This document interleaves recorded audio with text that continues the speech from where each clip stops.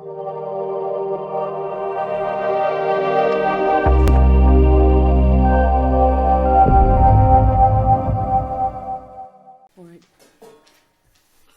you very much for coming to today's press conference, which was called for in protest against the visit to the United Kingdom of General Abdel Fattah al-Sisi, who has been invited by Prime Minister Cameron in violation of all the values and principles that are upheld by international organizations and the values that Mr. Cameron claims are upheld in this country.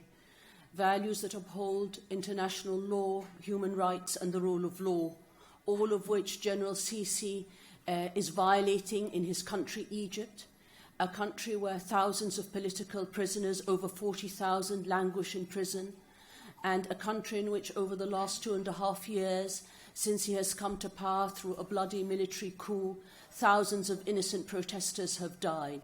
He has been responsible for the worst human rights record in the history of Egypt. Human Rights Watch has described one of the massacres that have been committed, one of many, as the worst in the modern history of Egypt. This is a man who is a threat to the values that are upheld worldwide for democracy, human rights and the rule of law. He is a threat to security. Violent extremism has increased in Egypt threefold since he has come to power. Devastation exists now in terms of the homes of families in Sinai. People are displaced. Tunnels to Gaza are flooded with salt water. The rise of terrorism exists now because of this man. Through his use of violence by the state terrorism, he is breeding terrorism in our midst. And dare I say, the threat he poses is not just to Egypt and the region. It threatens all of us. We are going to see a cycle of violence that is akin to the one that we thought we had quelled because of the existence of such dictators. They are a threat to security.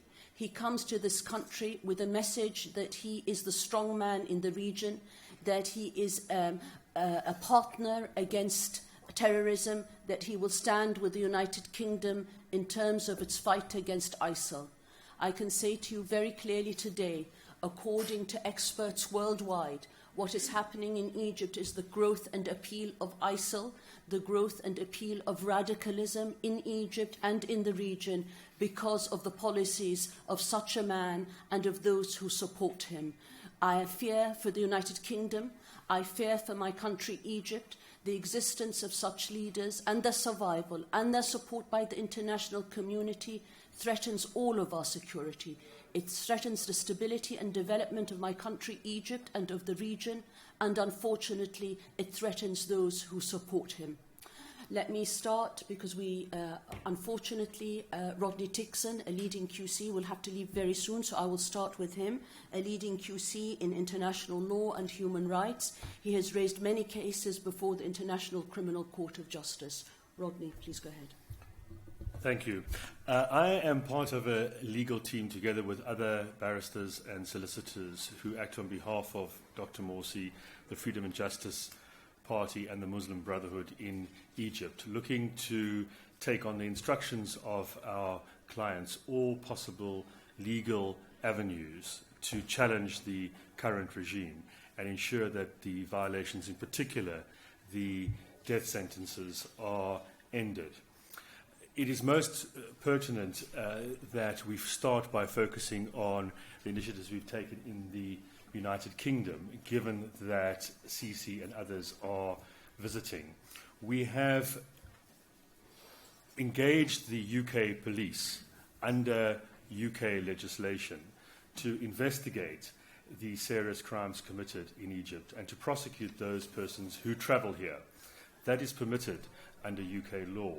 The rationale being that we, as the UK, do not wish to have people who commit such crimes coming here and getting away with it. The police have been conducting this investigation for some time, and we are now proactively seeking the arrest of persons who are travelling here based on the evidence that we have provided and that investigation has revealed. So we are today calling on the police to act independently and impartially to arrest, on the basis of the evidence, those persons who are travelling here, because the law permits for their prosecution here in UK courts. Not only have we pursued those initiatives here, but we've pursued other legal initiatives which further support the actions that the police should be taking here. Before the African Commission of Human and People's Rights, we have filed various applications to highlight the violations that have been taking place, in particular in relation to the trials, the mass trials and death sentences, including the death sentence recently imposed against Dr. Morsi. The African Commission has issued provisional urgent measures directly to Sisi, directing him to suspend all of the death sentences immediately while the African Union considers this matter. He has flouted the orders of the Commission and has continued to allow death sentences to be imposed en masse and following grossly unfair trials, which have been resoundingly condemned from all corners, including by our government here and by the United Nations. Not only have further death sentences been imposed, but persons have in fact been executed, despite the African Union saying this shouldn't happen.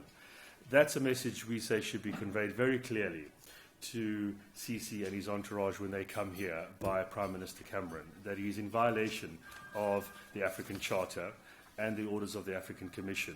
And in addition to that, international law more generally, where before the United Nations we have also filed claims for the human rights abuses that have taken place within the trials and in the country more generally. That's a message we say that should be very strongly conveyed. Not only is it in violation of UK law based on the police investigation, but also international law more generally. It is critical now that the orders of the African Commission, of the United Nations, the general outrage that has been expressed, is not only conveyed, but is acted on. It is vital that where orders are made, where he has been directed, Sisi has been directed to suspend the death sentences, that in fact takes place. And we would urge the government here and the international community more generally to ensure that steps are taken so that the orders that have been issued are acted on. No more death sentences should be imposed. No more execution should take place. And instead, we should look at a roadmap to a democratic transition to get back to where we were before the unlawful coup that started this all off. I'm able to take some questions now before I go. Unfortunately, I'm unable to stay much longer than that, but could take some questions. Thank you very much. Are there any questions for Mr. Rodney Dixon regarding the legal aspect and or the executions? Please, here at the front, lady at the front. General Hegazi visited the UK in early September this year. Can you enlighten us as to what allowed him to leave the country without facing any charges? Because we realize that he might be one of the people who actually are responsible for crimes. Yes, we proactively took steps to seek his arrest. He was one of the people who was outlined in our evidence as a suspect who should be pursued. However, there were various legal obstacles that were raised at the time. Those are currently the subject of challenge, and we are going to litigate all potential legal obstacles that are raised, including immunity and others related to official status. Those will be challenged in our courts because we are saying these forms of immunity should not be an obstacle to prosecuting the most serious and egregious human rights violations. I think that somebody like President Assad at the moment would not be welcome in the UK and would not be given immunity, given what Prime Minister Cameron has said about him killing his own people. And our argument is that exactly the same principle applies to Sisi and his entourage. There should be no difference made as a matter of law. The rule of law should apply equally, and that distinction that is currently being made flouts the law and undermines the very basis upon which human rights values are grounded. So the same should apply to all leaders and their entourages if they have committed such serious violations against their own people, and there's evidence to prove that. Thank you very much. One more question. Please go ahead. How much of this is PR and how much in terms of actual legal ground you have? I mean, these cases have been going on now for 2 years.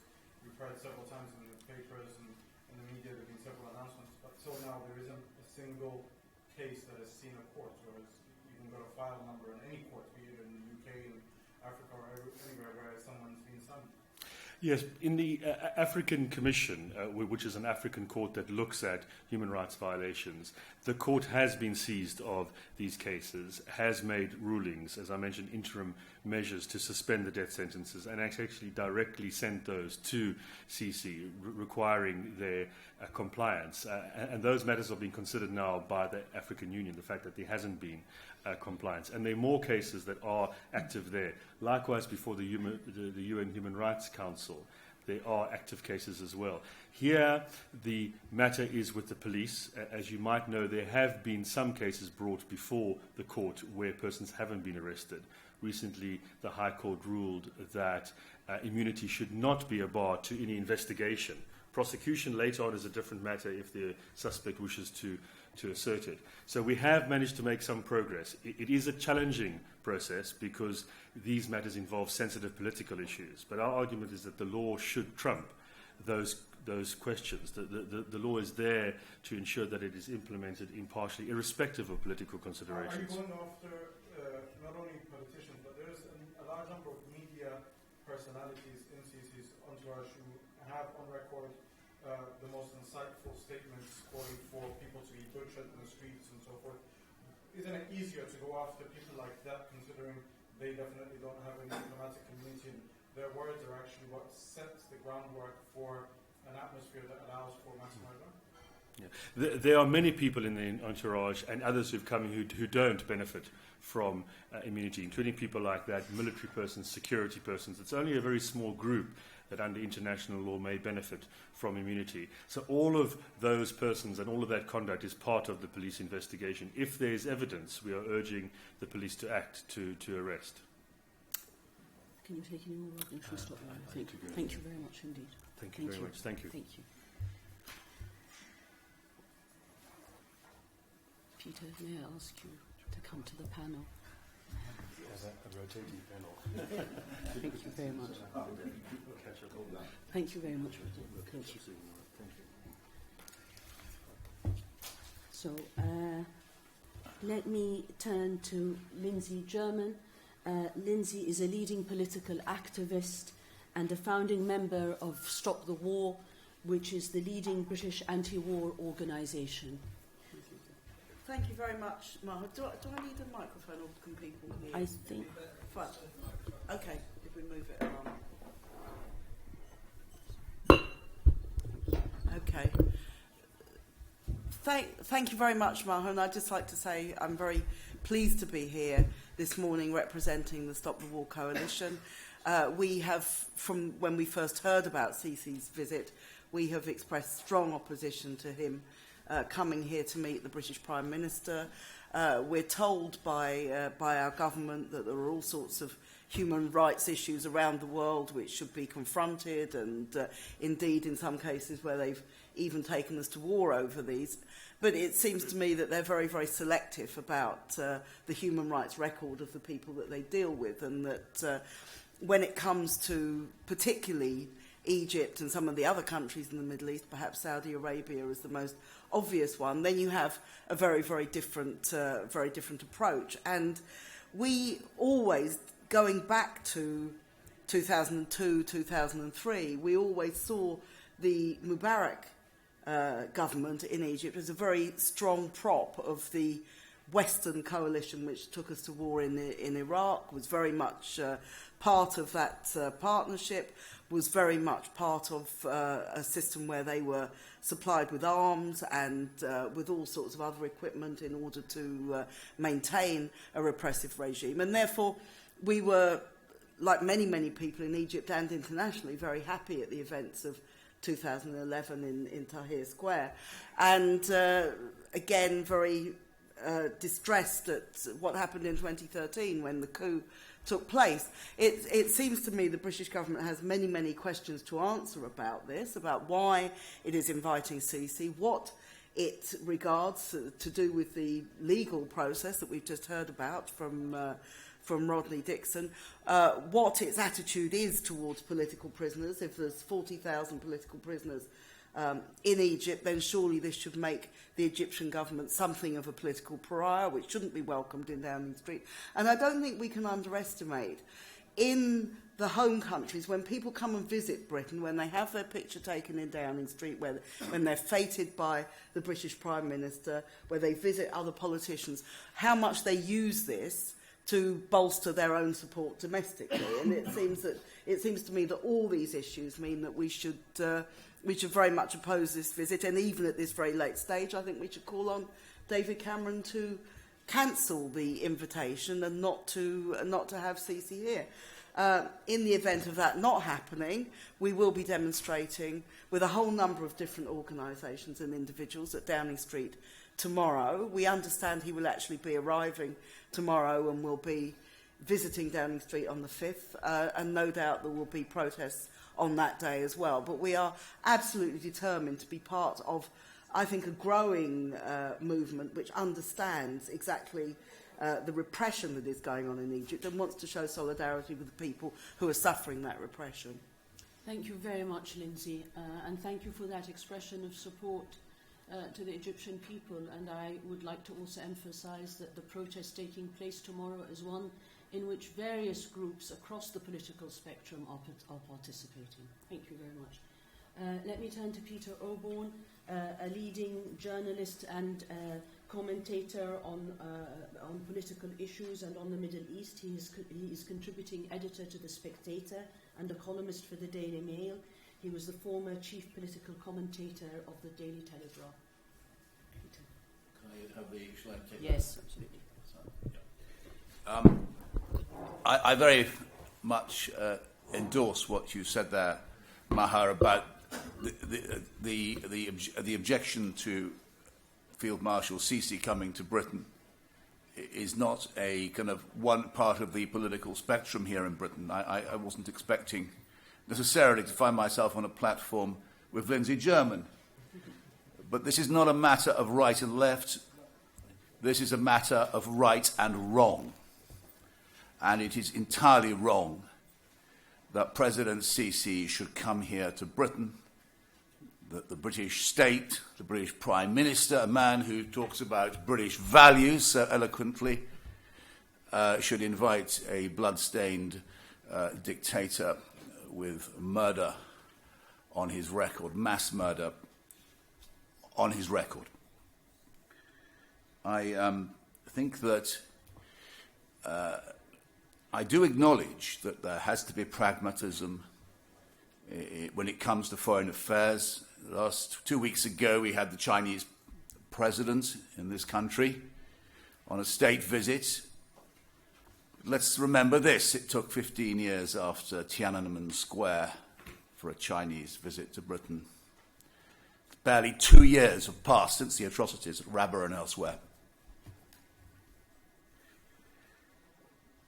I do find that Mr. Cameron's repeated assertions about the importance of British values, of decency and tolerance, if they are to carry weight, they must be consistently applied.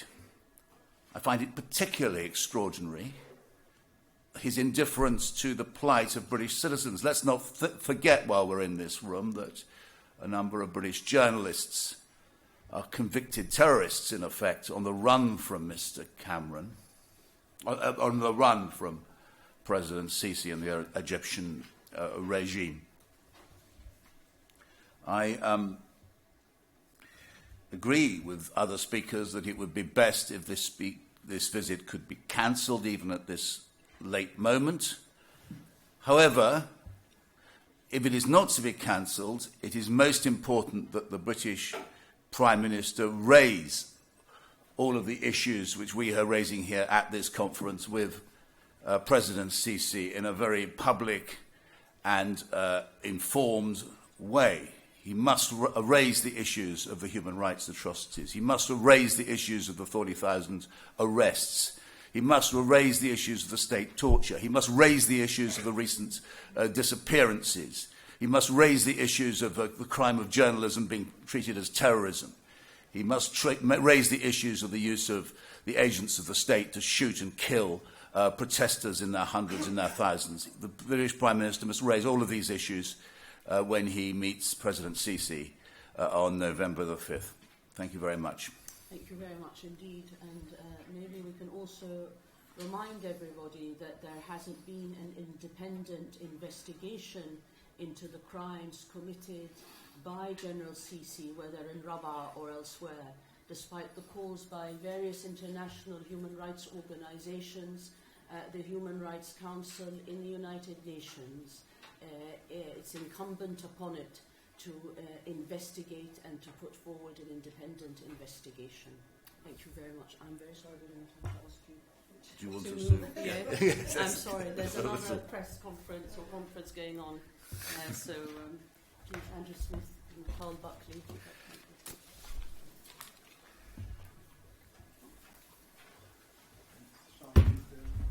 Yes, absolutely.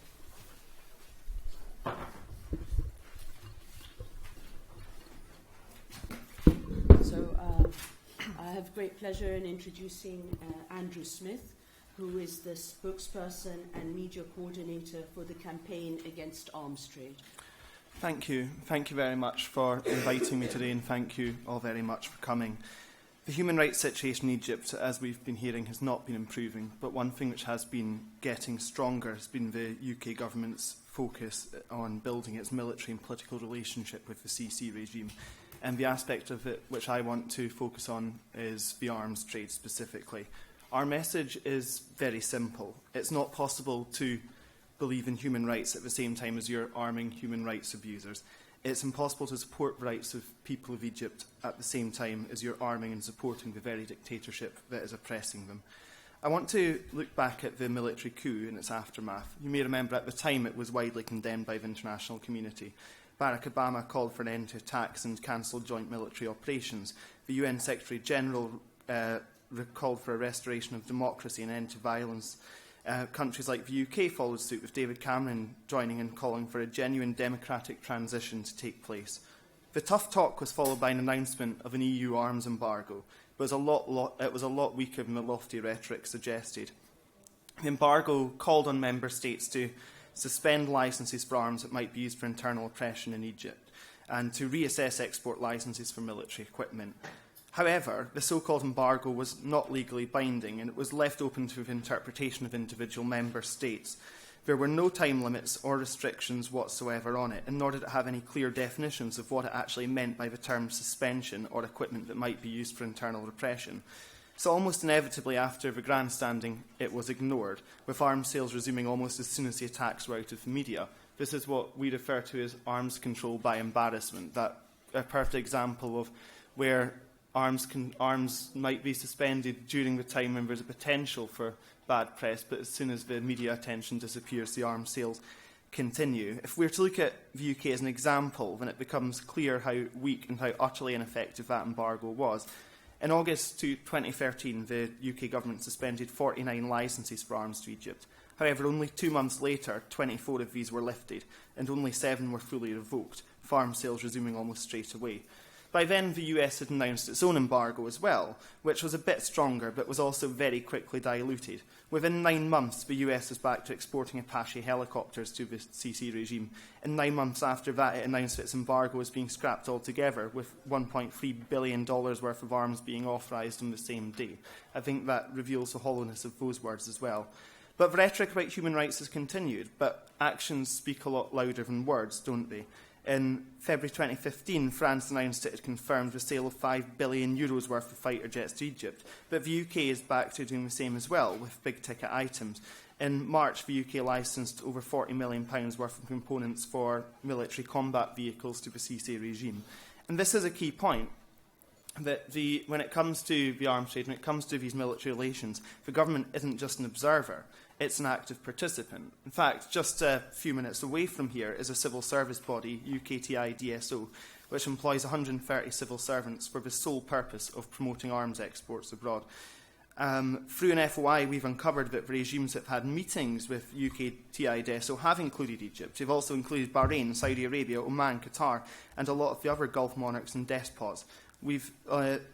So the question is, why do they do it? We always hear about how arms sales are crucial when trying to influence these governments. But how could this possibly be the case? The Sisi regime will benefit hugely from being seen in Britain. As Lindsey says, this is going to almost certainly be used in pictures to bolster the regime in Egypt. There's never been any example I can think of in history where any dictatorship has ever decided to observe human rights or democracy on the grounds it's getting weapons sold to it. It's an absolutely ridiculous idea.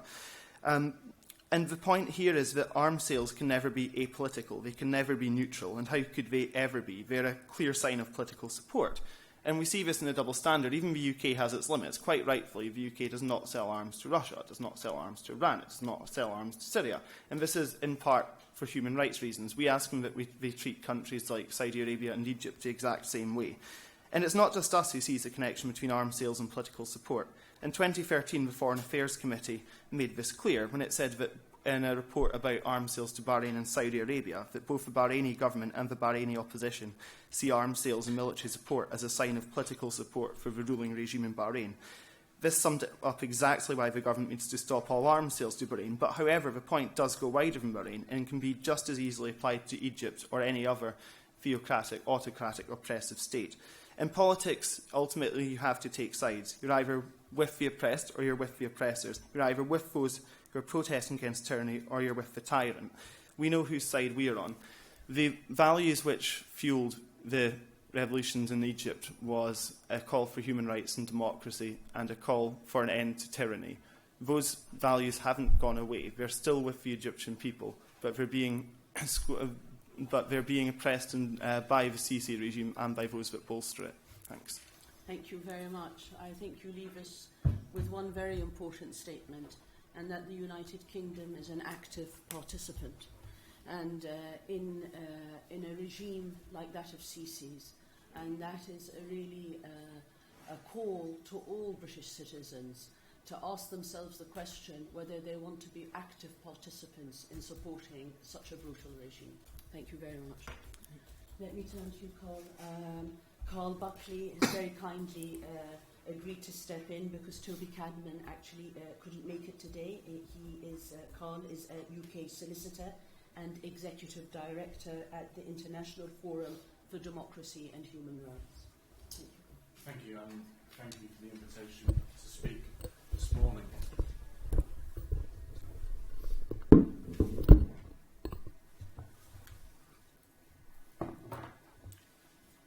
Thank you. A lot of what is to be considered from the legal aspects has already been covered by Mr. Rodney Dixon.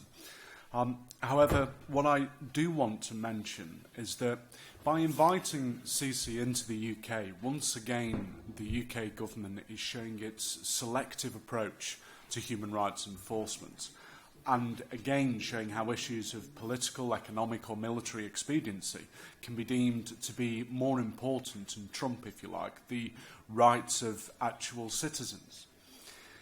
As a country, we have for a significant number of years now held ourselves out as a bastion of human rights and, to a certain extent, the custodian of the rights of the oppressed and to stand up and to speak for the oppressed. Yet, again and again, we see an abject failure to criticise and condemn where, arguably, it is needed most.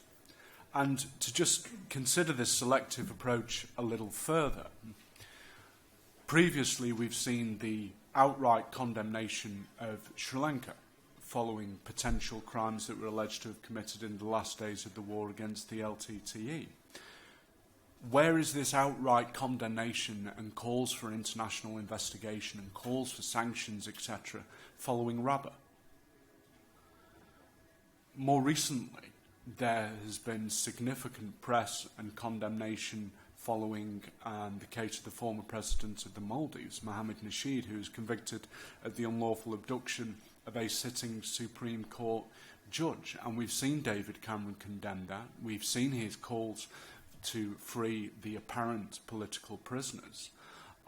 Yet he's effectively remained virtually silent in the face of mass trials, mass death sentences, the clearly politically motivated trial as far as Morsi is concerned. So again, we have that double standard.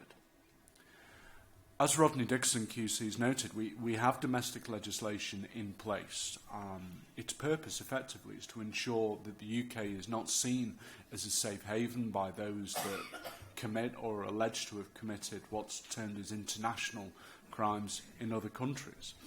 And yet, some years ago, we even we changed that legislation so it's more difficult to prosecute individuals when they come into the country, and thus we appear to be suggesting that as much as it's there, there's a clear reluctance to use it. As has already been pointed out, Sisi does of course have immunity at present as head of state. However, there are a number of his entourage that don't.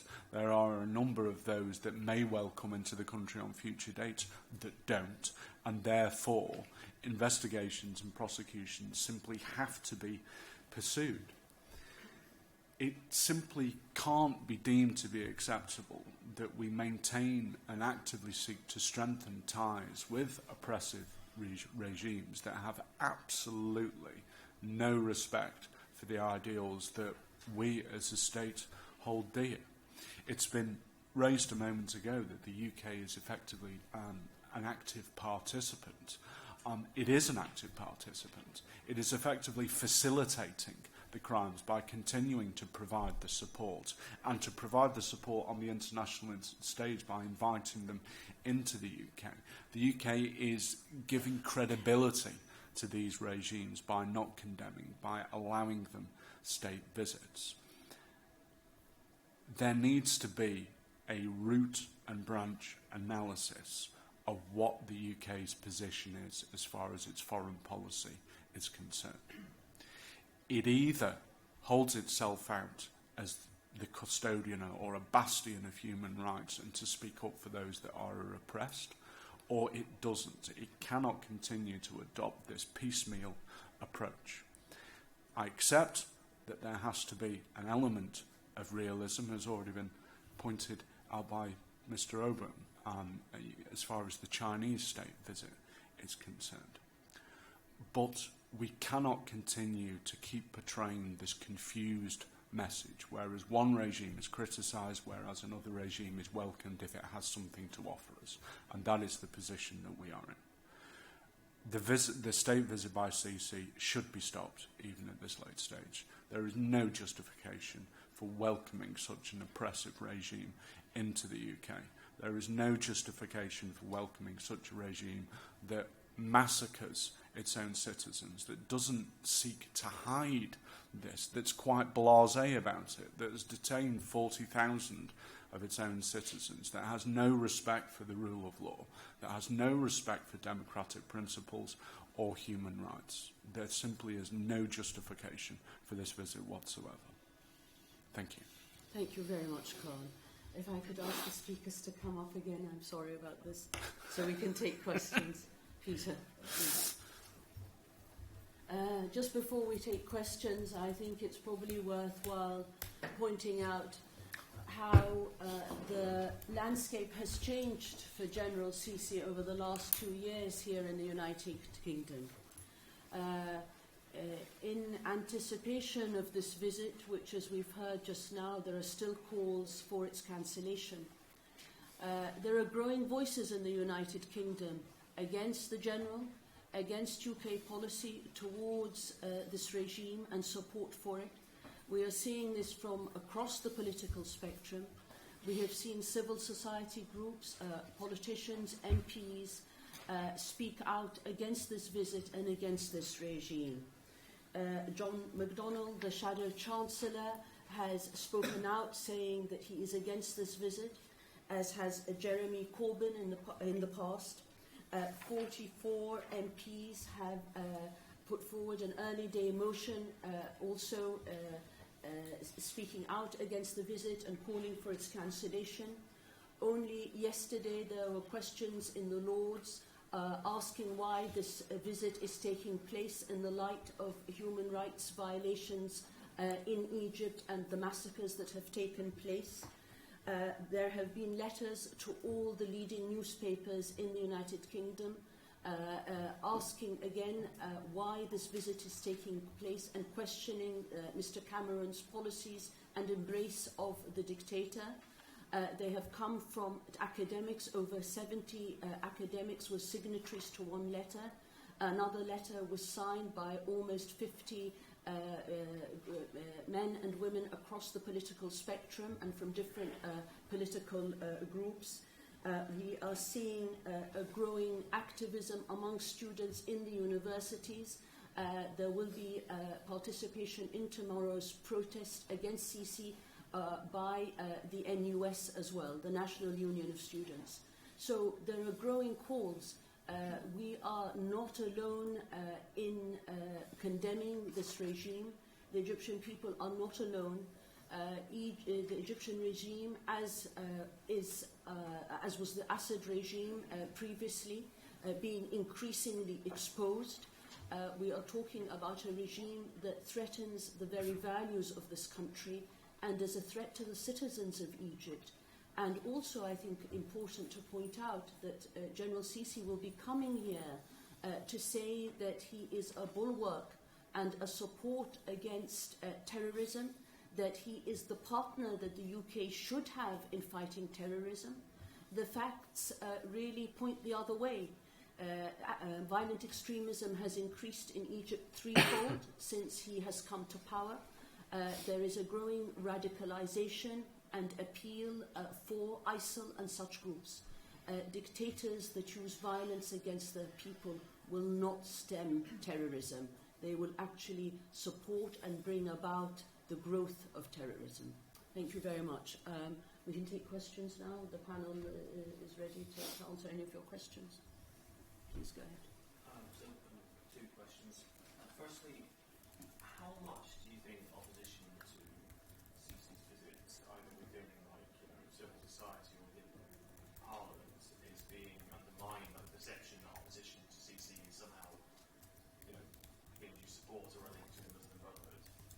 And the second question is, considering the UK is, I believe, the biggest non-Arab trading partner or investment partner with Egypt, what would you like to see happen in the long term? Would you want to see boycotts of investment to Egypt? I mean, what's the sort of practically beyond stopping Sisi visiting the UK? What's the sort of long-term sort of strategy there? Peter, do you want to answer that?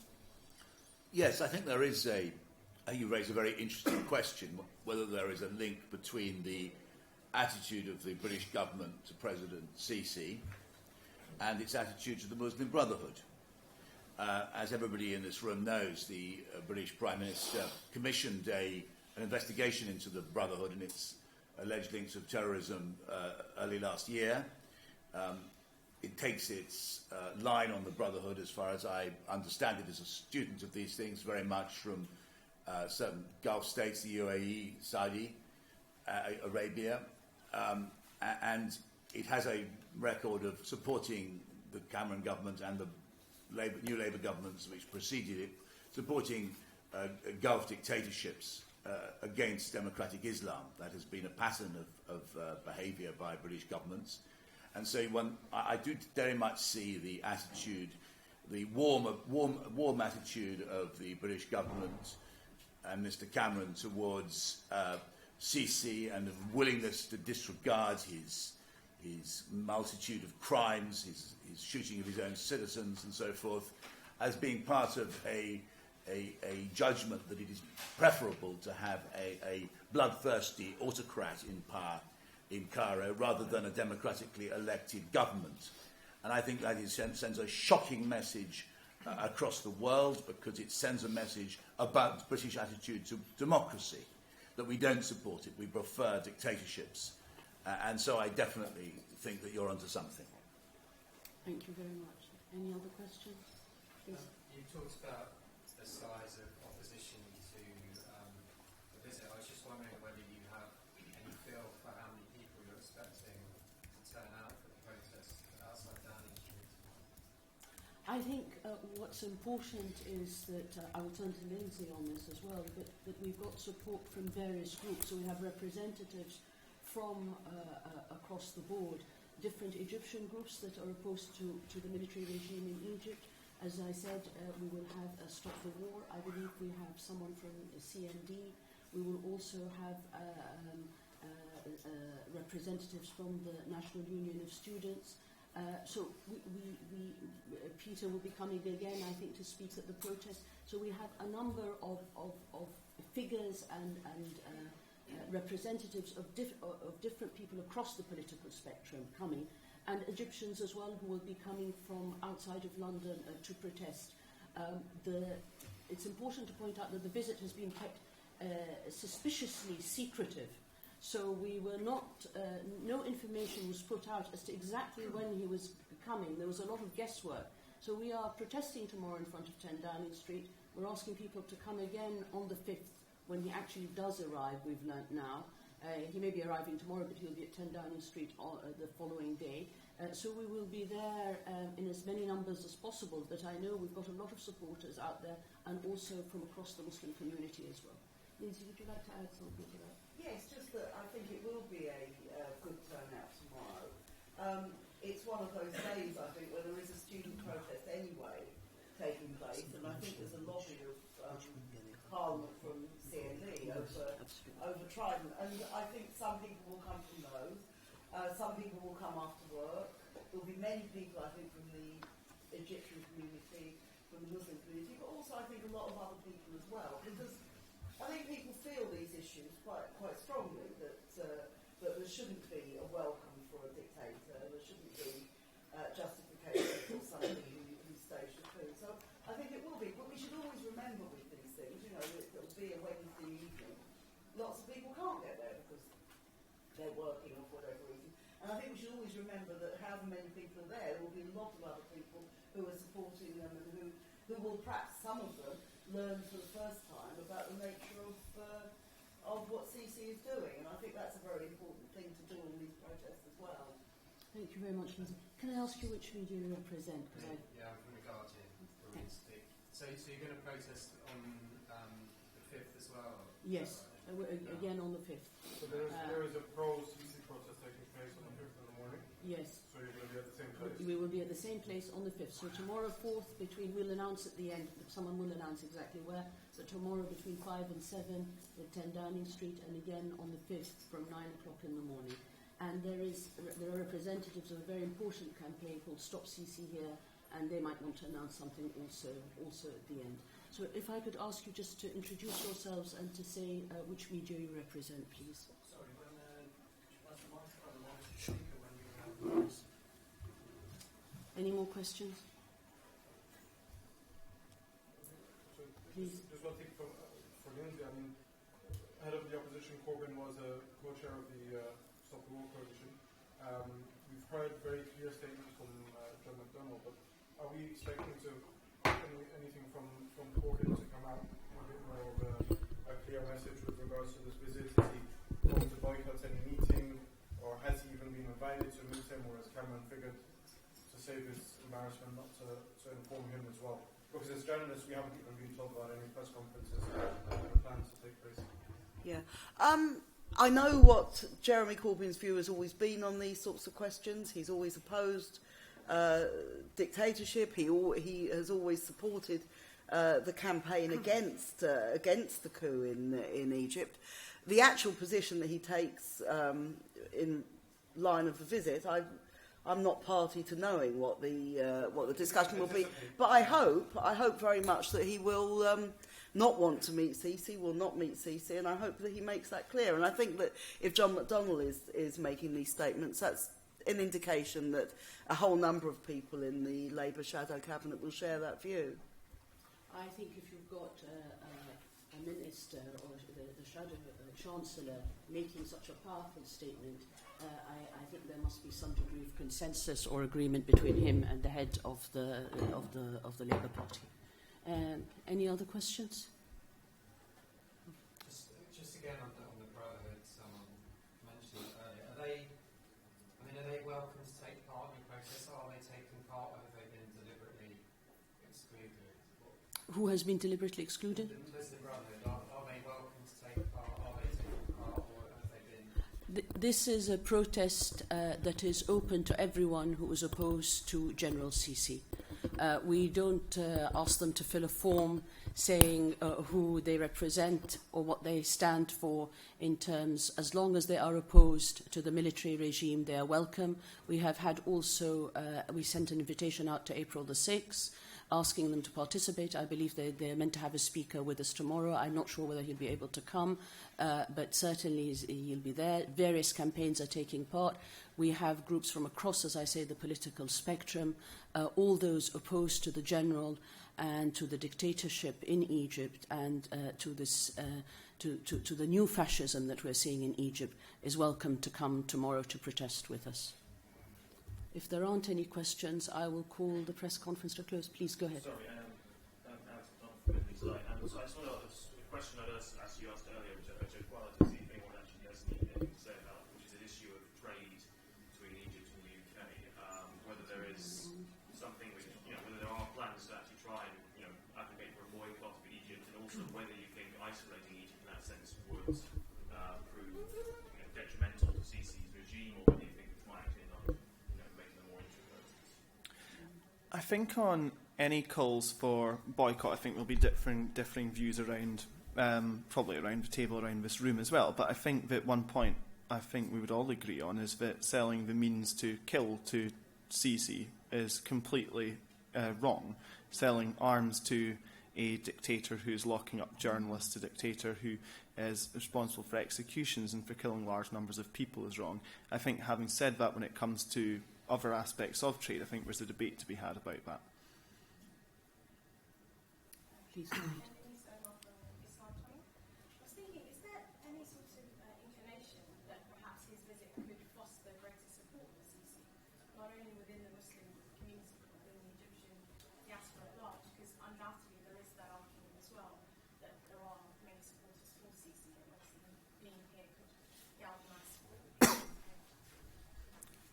If anyone would want to comment on it? Yeah, if I may, I think one of the reasons why Sisi is wanting to come to Britain has been because it will he's calculated it will increase his support. He wouldn't be coming to the UK if he thought it would damage his support, specifically domestically. But I think internationally, undoubtedly, he will have a very large PR firm working for him, or very well-paid people to try and ensure he gets his message across. We want to confront that, and we want to address the fact that Sisi is a serial human rights abuser, is an oppressive autocrat, and should not be welcome in Britain, should not be having red carpet treatment, and should not be given the endorsement and legitimacy which comes from a visit to 10 Downing Street. Okay. I think most of the panel wants to comment on this, so I'll pass it to Peter first. Well, obviously it will be used, this visit to Britain, which claims to be a great bastion of liberalism and decency. The Sisi regime will use this visit to mercilessly send out the message into the Egyptian media and the international media that here is a great leader who has been accepted by the British Prime Minister and has become part of the international community. That is why we're here at this press conference, to pour scorn on that message. That is why it is so upsetting for those of us who are British and value British values that President Sisi is coming here, because he is going to benefit. Of course, he's going to try and benefit and utilise as much as he can this visit for purposes of personal propaganda.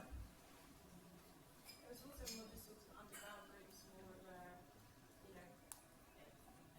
clear group effort within the UK to have these opinions come forth, more of an organic, for instance, counter-extremism strategy that's come forth, and just really more UK-based, I would say.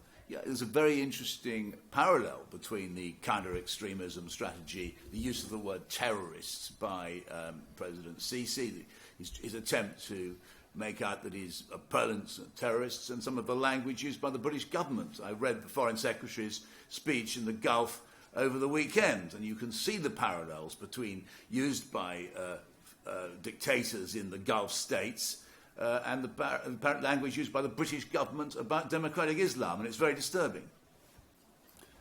I I think on that point, it's something I've written on previously, and my colleagues have written on previously. We've published 2 reports into the Muslim Brotherhood in Egypt and the coup that removed Morsi. The problem Sisi has had is that he has no legitimate mandate. He removed a democratically elected president. Whether you support Morsi or not is not the issue. The fact is, Morsi had a mandate from the people of Egypt. It was a free, it was a fair election. He was removed by way of military coup. Therefore, Sisi has no legitimacy. He has no mandate. What he craved was that legitimacy. And these meetings that he will now have in the UK and in any other state, regardless of what else is discussed, it gives him that legitimacy that he needs. Because, as I said, he can now portray this to the rest of the world. Well, if I'm not legitimate, if I'm not credible, why is David Cameron, of all people, inviting me into the UK? And that is what he needs, and that is what effectively he has now been given. Now, to just touch upon the point about terrorism, again, this comes down to what he needed to do to enable to try and gain that credibility. Because of this global fear of terrorism and extremism in a whole number of states, the easiest thing for Sisi to do was to try and tag on the back of that, which is what he effectively did with his demonisation of the Muslim Brotherhood. He portrayed this image to everyone to justify his own actions. Unfortunately, the UK bought into that to a certain extent. Soon after the Saudi Arabia decision to deem the Muslim Brotherhood terrorist and other members of the UAE, the UK suddenly announced that they're conducting a review that served absolutely no purpose and was simply pandering to our Middle East allies. And if there was a need for that review, then one must question why certain individuals were invited for lunch at Chequers with David Cameron a mere 9 or 12 months before this review happened. It was simply pandering. But what it also did was, again, it added an element of credibility to what was going on in Egypt, because then people in Egypt would say, well, hold on a minute, the UK are looking at this now, so there must be something there. And it's all about this legitimacy and this credibility that any dictator needs, and that by inviting them to the UK and other such states, we are giving them that credibility. Thank you, Colin. Lindsey, Just very quickly, other speakers have made a number of points, but just a couple of things I wanted to say. Firstly, that the whole question of the supposed war on terror internationally is used in this kind of way, and is repeatedly used in this kind of way. If you think, for example, the Russians have always said that they would, when they dealt with the Chechens, that was their contribution to the war on terror. We've had Israel have said this when 9/11 happened. They said that the Palestinians were their bin Laden, and they always use these kind of examples in order to justify links with all sorts of people that might have very, very dubious records on some of these things. And that's exactly what's happening. If you look at what David Cameron said the other week about Saudi Arabia, for example, he said we can't be unpleasant to Saudi Arabia because we get lots of intelligence from them which helps us in the fight of the war on terror. Now, we shouldn't even begin to unpack what all this means, where the intelligence comes from and so on in the time that we've got. So I think that is very important that we do criticise that kind of way of looking at the thing. The second point I would make is that in terms of its legitimacy and the importance of the visit for him here, this is why the demonstrations and the protests and the public opposition, the letters and all the other things that we've done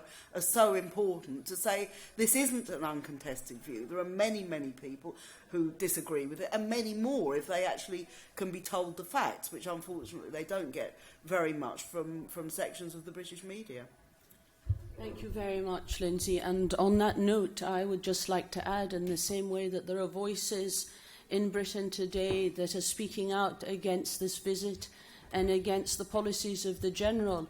Let's remember that the last step in the so-called roadmap to democracy in Egypt just took place a week or so ago with the parliamentary elections. And again there, the Egyptian people boycotted. Essentially, they boycotted those elections. A tiny percentage came out to vote. They were also saying no to General Sisi. And here in the United Kingdom, there are voices of a great many people also saying no to his visit and to his regime. Thank you very much. Just the last word here to the Stop Sisi campaign, if you'd like to come up and say a couple of words. A very active campaign in opposing the General's visit. Please go ahead, Sama. Just to let you guys know, we're a new campaign called Stop Sisi. That's the only thing that we're focused on. We're a grassroots campaign, British-based. You'll barely find any media, if like literally zero media in Arabic. We're literally a British-based campaign to simply stand against Sisi. It's for all of his crimes, in excess of 4,000 people killed, over 40,000 people have been arrested. Purely his human rights record is absolutely abysmal and absolutely such a shame that he would be actually invited into a democracy like the UK, and the red carpets would go out for him when we should be doing the exact opposite, because he stands against everything that we believe in as British people. So we're here just to oppose that. We're not affiliated to any background politically in Egypt. Sorry, is that me or is that... We're not affiliated to any political background in Egypt, and we're simply here to say that this man has to be stopped. And we're joining with many other organisations to call for the protest tomorrow between 5 and 7 outside 10 Downing Street. Obviously, last-minute information has come in that he's going to be there at 10 a.m. on Thursday, so we'll definitely be there too. It's been very quiet, which is, unfortunately, for me, an admission of guilt on behalf of both parties. If any other head of state was coming just at any time, let alone the first visit ever, as a head of state, it should have been very well publicised. We should be proud to invite another head of state and try and increase cooperation between two countries. But unfortunately, we're seeing a very hush-hush attitude, and that's clearly because of who's coming exactly. And it's a shame, but we're definitely going to be here. We're joining with many other organisations stand against him, and we plan to make it very difficult for him. So if you guys would join us tomorrow and the day after, it should definitely be a very, very interesting time for him. Thank you very much. I have a question. My name is Mohammed Qasbar. I'm not a journalist, but my question is maybe for you. General Sisi is coming tomorrow, and he is being considered as a head of state, which means he is not subject to arrest as a war criminal. What about the delegation with him? Some generals maybe, or some ministers who committed crimes in Egypt. Is there a possibility of issuing arrest warrant? Absolutely. Mr. Rodney Dixon, who was here a little while ago, but unfortunately had to leave early, touched on this and explained how that the group that he is working with and his colleagues have submitted a number of documents, a file of evidence to the relevant section of the Metropolitan Police and asked them to investigate, and they are certainly actively trying to pursue the issue of arrest warrants for members of Sisi's entourage who aren't covered by a form of immunity. So the short answer to your question is yes. And as I say, I believe that is being actively considered and pursued. Thank you very much. I'd like to thank our panellists again. Thank you very much for joining us, and a big thank you to the media who attended this press conference. Thank you very much indeed.